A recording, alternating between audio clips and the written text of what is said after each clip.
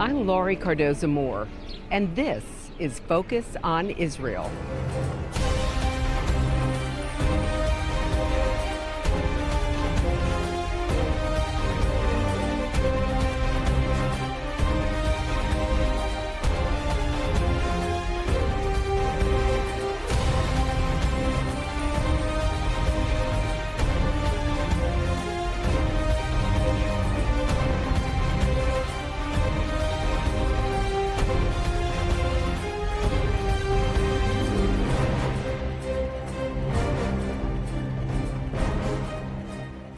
The Spanish and Portuguese Inquisitions were a dark stain on the history of Christianity.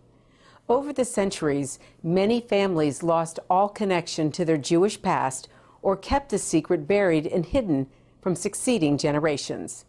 Today, many of these hidden Jews are discovering their roots and family history.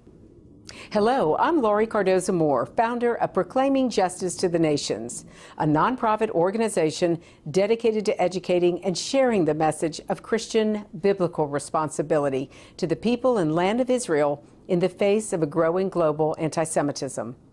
Proclaiming Justice to the Nations was birthed to stop the silence, to wake up Christians and people of conscience to the realities of a world bent on destroying Israel and the Jewish people. While recently in Israel, I had the wonderful opportunity to meet with Rabbi Nathan Lopez Cardozo. And yes, Rabbi Cardozo and I believe there's a family connection in there somewhere. Rabbi Cardozo is a Dutch-born Israeli rabbi, philosopher, and scholar of Judaism. He is a sought-after lecturer on the international stage for both Jewish and non-Jewish audiences. His father was a secular Jew who was proud of his Portuguese Jewish origin. His mother was an orphan who, when her Christian parents died, was raised by his father's Jewish family. And though not Jewish, she was an integrated part of the community and spoke their language. Later on, she saved her husband and his family during the Holocaust by hiding them in her apartment in the center of Amsterdam while it was under Nazi occupation. Due to his birth to a non-Jewish mother, Cardozo was technically not Jewish either, since natural-born Jewish status is conferred through the mother. But at age 16, he formally converted to Judaism through the Amsterdam rabbinate and spent the next 12 years studying at various yeshivas. Rabbi Cardozo is the founder and dean of the David Cardozo Academy and the Bet Midrash of Avraham Avinu in Jerusalem. He is a prolific writer, having authored 13 books and numerous articles in the Times of Israel, the Jerusalem Post, and other news websites. His books include For the Love of Israel and the Jewish People, essays and studies on Israel, Jews, and Judaism. The Torah as God's Mind, Between Silence and Speech, the Written and Oral Torah, The Infinite Chain, Thoughts to Ponder, Daring Observations about the Jewish Tradition, and The Tent of Abraham, Gleanings from the David Cardozo Academy. I had a great discussion with Rabbi Cardozo concerning the prophecy of Obadiah and the ingathering of the exiles. Our family is already living or has been living in Amsterdam for about 350 years. It seems that our family came first from Spain. Afterwards they went to Portugal. That's after the Inquisition in 1492. And once they were in Portugal and there 150 years later the Inquisition started as well, they seem to have moved to Amsterdam. So in the 17th century they arrived in Amsterdam around that time. They may have been before in Italy and different places, not very clear. And at that time the Portuguese Spanish Jews were just coming to Amsterdam at large.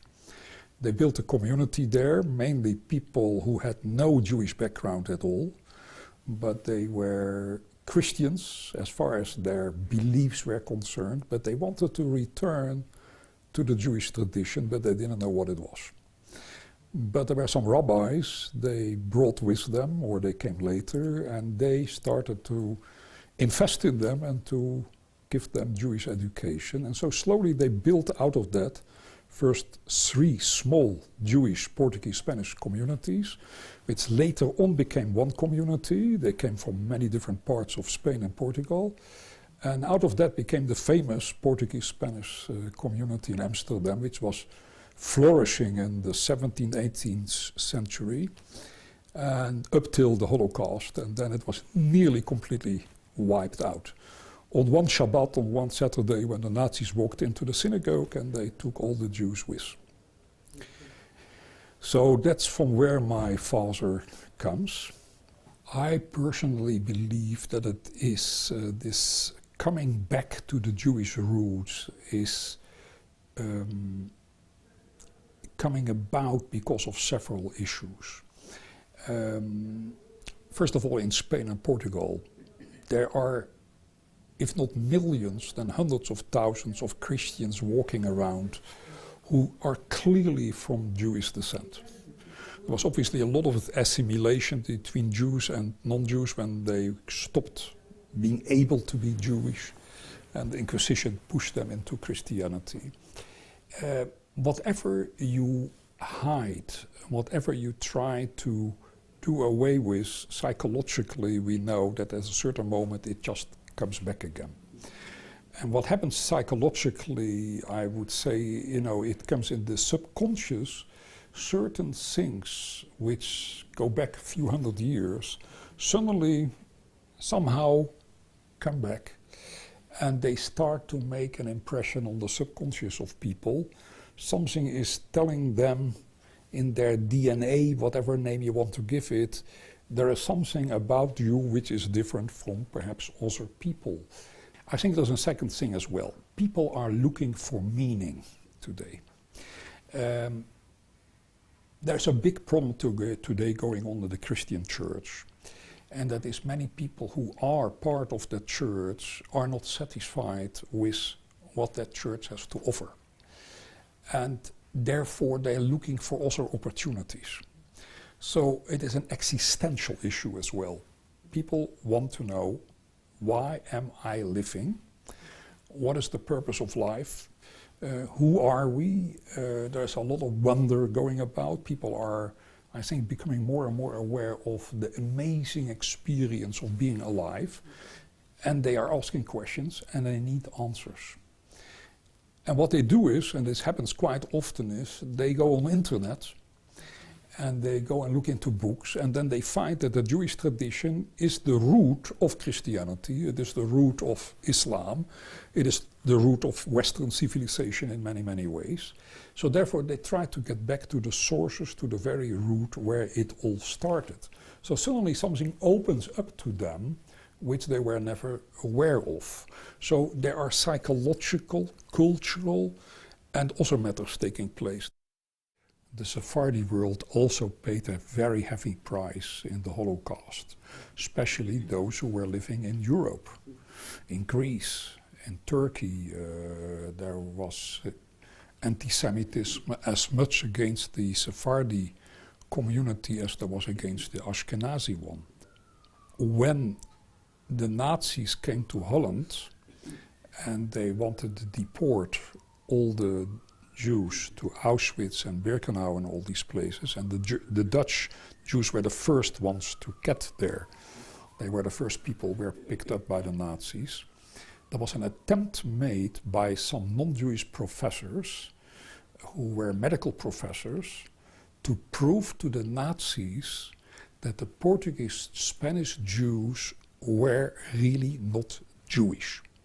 How did they do that? I have these studies. They did that by showing that the anatomical build-up of their bodies, of their physical appearance, was Spanish and was not Jewish. And they said these people are not really Jewish, they are just Jewish by faith, by belief, but they really don't belong to the Jewish people. So you should not deport them because they don't belong to the Jews. And in the beginning, the Nazis bought into this. My father never trusted this and said to my mother at the time, one day they will change their mind and they will take the Portuguese Spanish Jews as well, and that's exactly what happened. But there was an attempt made at that time to make that distinction. But obviously, all the Jews who were living in Spain before the Inquisition came originally from Babylon, from the Middle East, from Israel, and then moved after the destruction of the temple. They moved to all these different places, and one of them was Spain, and later on Portugal. They were definitely Jewish, only there they assimilated when they could no longer live a Jewish life. So when we speak about anti-Semitism, we have to understand the following. I once spoke about this and I wrote about this, and that is that while the official reading is that the non-Jewish world or the anti-Semitic world hates us, the Jews, for having killed Jesus, the truth about it is that they hate us because we gave them Jesus. We gave them Jesus. After all, Jesus was a religious Jew in every sense of the word. But we have to realize that the problem which the West today has with the Jews is that they hold us responsible for bringing moral values to the Western world via Jesus and via Christianity. And Christianity has a problem in general, and that is that the paganism, which was also very much part of the Roman world, where Paul went after Jesus had died and where he brought these values to the Romans, the paganism got mixed up with Jewish values. If you look into the work of Hitler, Imachshmo, as we say in Hebrew, may he be forgotten and being completely erased.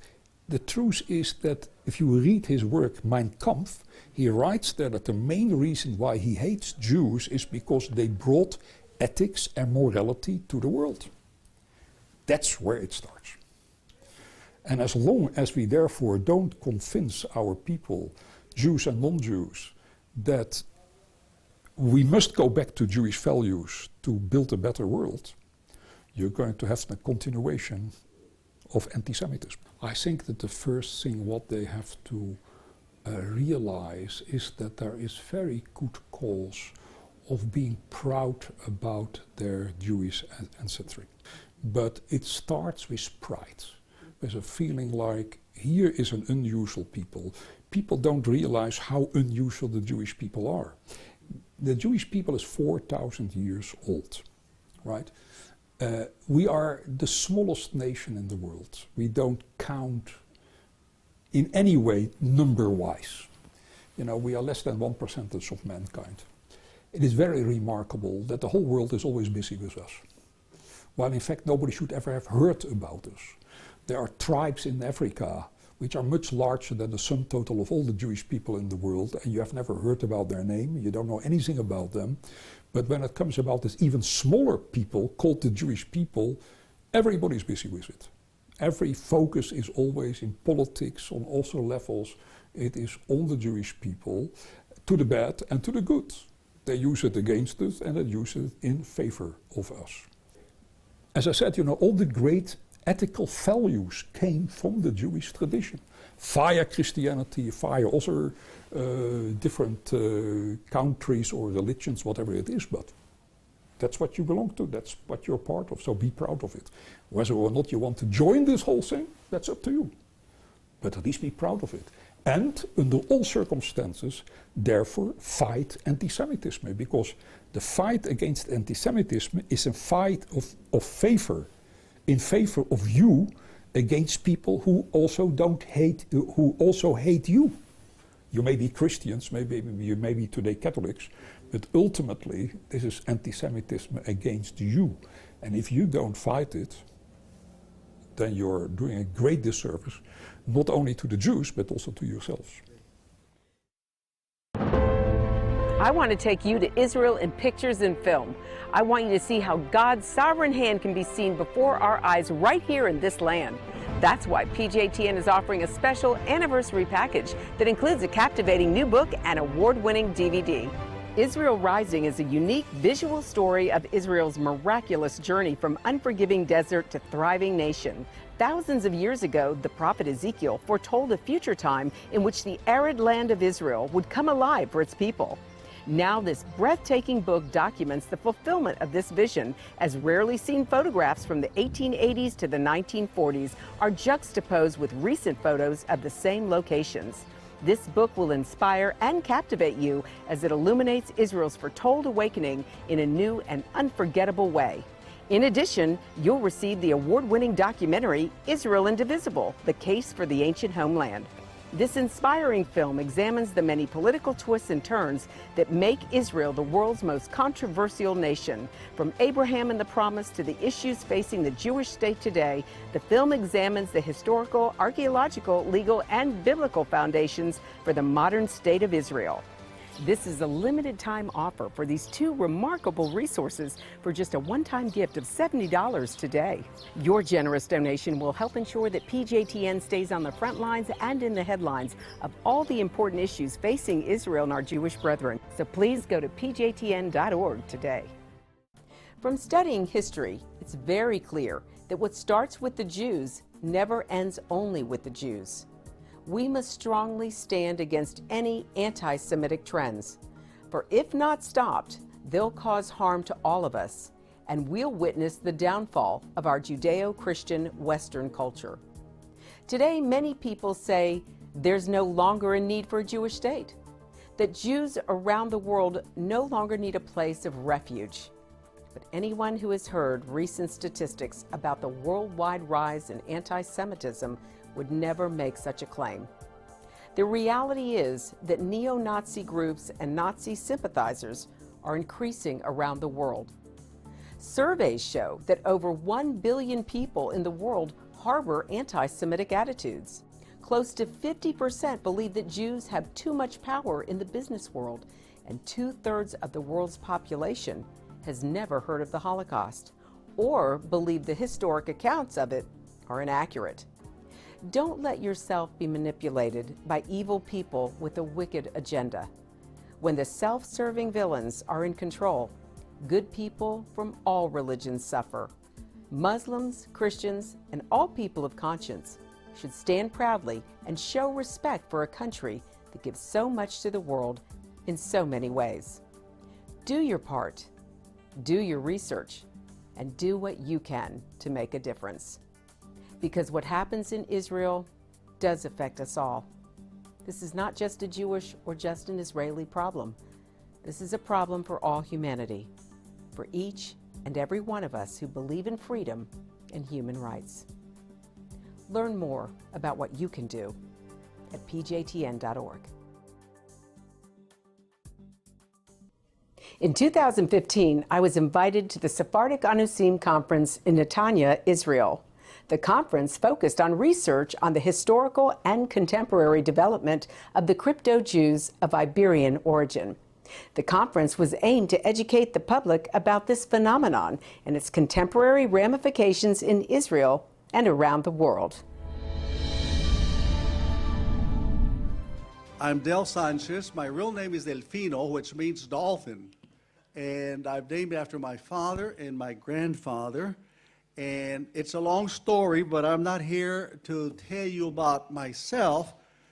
My title is The Legacy of Anusim, or secrecy rather, the legacy of secrecy among Anusim in the United States. So since the days of Christopher Columbus, Cristobal Colón, that he crossed the ocean in 1492, checking the Santa Maria, La Pinta, all right, La Niña, La Pinta, La Santa Maria, his fleets of ships, the majority, if not all of his passengers, were of Sephardic surname, all right? So that's a primary indicator. But in the last 2 decades, my people, la gente Anusim de los Estados Unidos, the Anusim of the United States, have been experiencing a phenomenal awakening that is beyond explanation.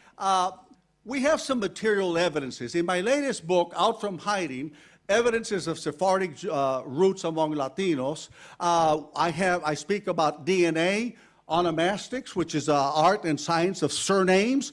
I talk about oral histories, and etc. And one of them is material physical objects. Ruben Duran of Albuquerque, New Mexico, was visiting his ancient ancestral home of La Abuelita, La Bisabuela, his great-grandmother, south of Albuquerque. And when he saw between a threshold from one room to the other, there was a piece of board. The home was in disrepair, all right? Se estaba cayendo, the house was falling. But he removed a piece of board from off the threshold, and beneath the board was a cubby hole. And within the cubby hole was that little teeny gold box, which I've had in my own palm. It's gold and the mother of pearl with a Star of David and a Hebrew emblem. And inside the little box was a mezuzah with Hebrew inscription. And he was like we say in Texas or America, he freaked out. He couldn't figure it out. So he asked his oldest uncle, ¿qué tenía abuelita ahí en este lugar de la casa? What did grandma have there in that part of the house? Oh, tenía una pintura del católico, el santo católico de San Martín de Porras. She had a Catholic saint there, a painting of San Martín de Porras, y cada vez que pasaba por ahí, le daba un beso.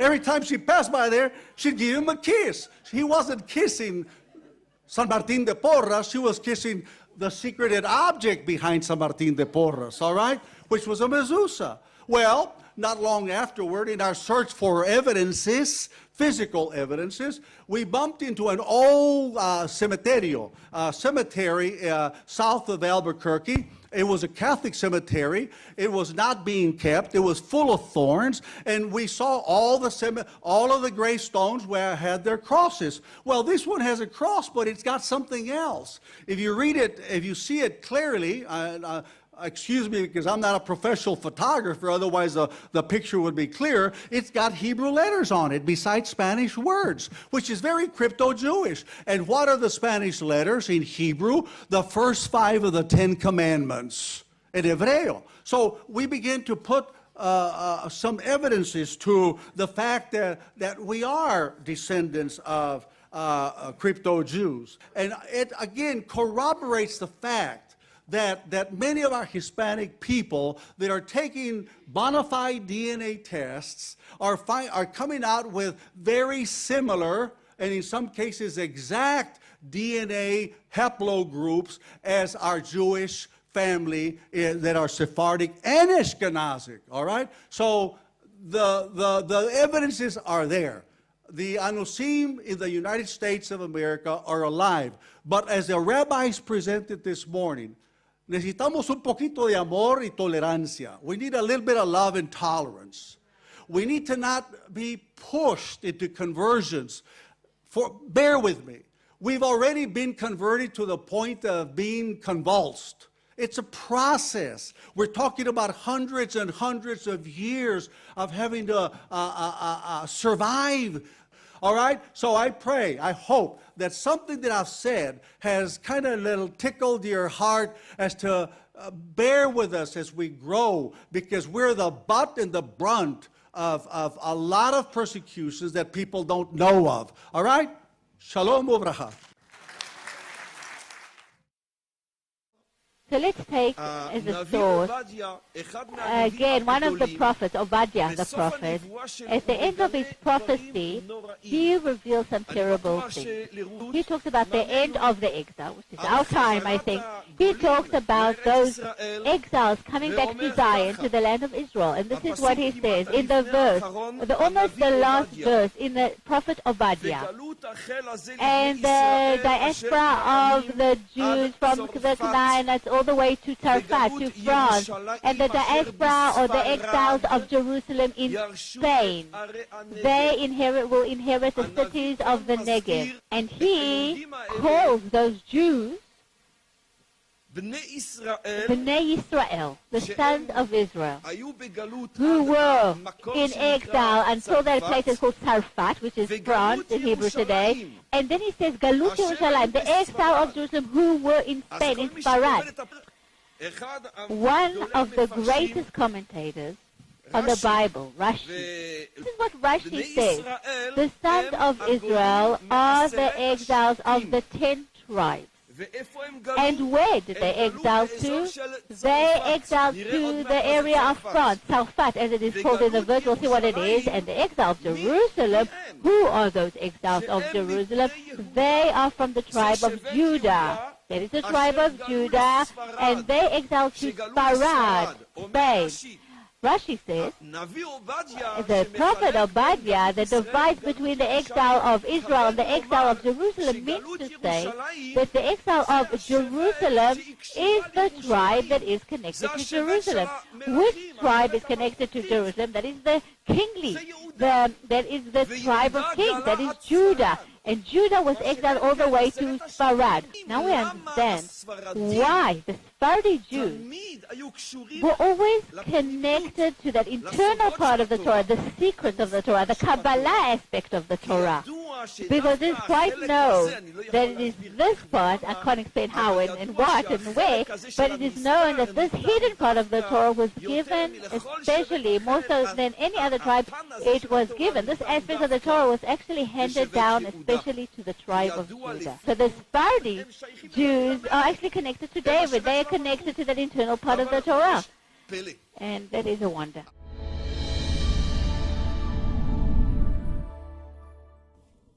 Well, that's our program for today, and I want you to know we appreciate your support. The time to take a stand is now. Be a leader in your community and in your church. One person can make a difference. Get involved with and support pro-Israel organizations such as PJTN. Call your senators, congressmen. Let your elected leaders hear from you. Visit our website to learn more. Sign up to receive action alerts and order our films to share with family and friends. Please encourage everyone you know to tune in and become informed. God bless you, and thank you for all you do on behalf of our Jewish brethren in all Israel. We'll see you next time on Focus on Israel. To support this program, send your tax-deductible gift to Proclaiming Justice to the Nations, P.O. Box 682711, Franklin, Tennessee 37068. You can also support PJTN online. Visit pjtn.org or call 1-877-873-9020. Anti-Semitism has reached epic proportions, and Israel is now surrounded by nations who seek its destruction. For Israel to lose just one battle would mean losing everything. As Christians, it is our biblical responsibility to stand with our Jewish brethren and Israel. PJTN needs your help to reach more Christians with this urgent message. Please visit our website to become a member today and order our award-winning documentaries. You must decide that you won't be silent. Sign up now at pjtn.org. God bless you, and thank you for your support and prayers.